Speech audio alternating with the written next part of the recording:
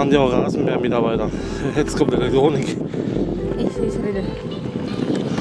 Teman-teman, kalian tahu nggak sih, di khususnya untuk di Eropa ini, kalau untuk tenaga manusia udah digantikan dengan mesin, ya seperti ini contohnya. Jadi manusia nggak perlu lagi mesin kayak gini, hal-hal gini. Semua dilakukan oleh tenaga.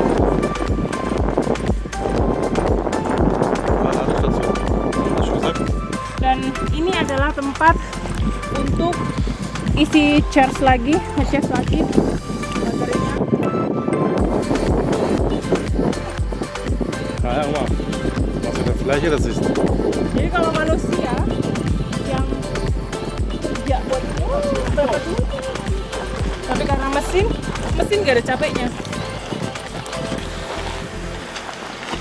Aber du nicht vorstellen, nicht. Wenn schon in einem Laden 5 Leute drin sind, können sich hier 100 Leute einarbeiten. Ach komm. Ja, wenn ich schon 5